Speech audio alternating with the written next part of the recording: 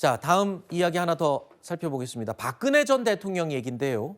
석방된 후에 대구 달성군에 거주하고 있었죠. 지금 이 4년 만에 좀 안타까운 소식이 전해졌습니다. 대구 사저를 지을 당시에 빌렸던 돈이 있었죠. 10억 원이 갚지 못해서 지금 그 대구 사저에서 나와야 될 수도 있을 것 같습니다. 법원으로부터 가압류를 당한 것으로 확인이 됐는데 이게 도대체 어떻게 된 일인지 대구 달성군 사저에 입주할 당시 모습 잠깐 과거의 모습을 보겠습니다.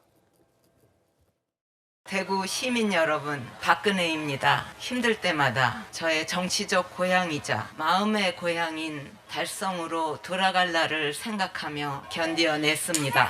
제가 달성에 오면 편안한 여생을 보낼 수 있도록 돌봐드리겠다는 내용의 언론 기사를 보고 깊은 감동을 받았고 제가 참 행복한 사람이구나 이런 생각을 했습니다. 이곳에 여러분과 같이 좋은 분들과 함께 지낼 수 있게 돼서 무척 기쁘고 든든하게 생각합니다. 감사합니다.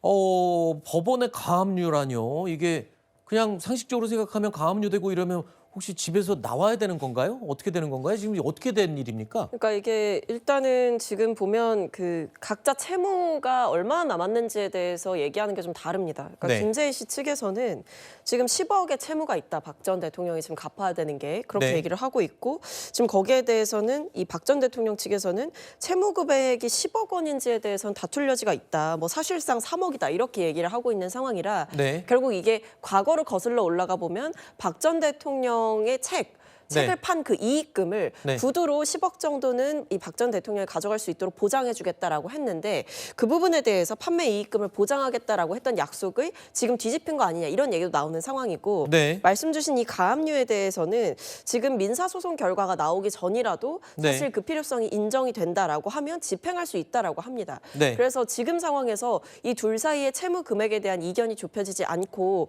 이 가압류의 필요성이 인정이 된다라고 하면 집행될 수 있는 가능성은 충분히 있어 보이고요. 네. 다만 여전히 뭐 지금 박 전 대통령 측에서는 10억이 절대 아니다라고 주장을 하고 있기 때문에 좀 더 어허. 다퉈볼 여지는 있어 보입니다. 뭔가 이게 그냥 돈으로만 오간 상황은 아닌 것 같은데 일단 김세희 씨 같은 경우에는 박근혜 전 대통령 측을 향해서 이제 내용 증명까지 보냈다. 뭐 그런 상황이라는데 이걸 뭐 대구 사저를 지킬 수 있는 방법은 있습니까? 법적으로? 저게 원래 이제 박근혜 전 대통령의 삼성동 사저인가요? 그 사저는 이제 벌금하고 추징금으로 다 뺏겼고. 뺏겼고 나라에 뺏겼고 그래서 저 사저를 구입할 당시에 20억을 빌렸던 거 맞는 것 같아요. 그런데 네.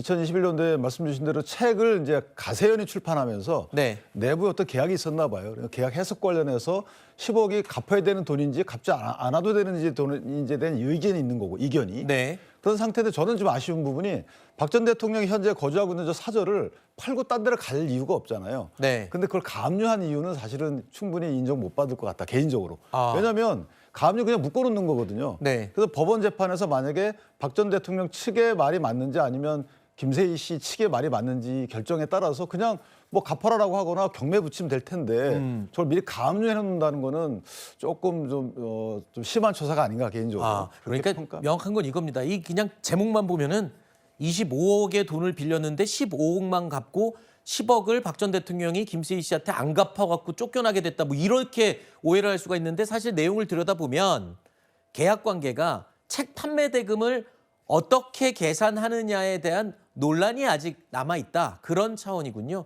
글쎄요. 이 앞으로 어떻게 될지 이것도 또 지켜봐야 될 부분이군요.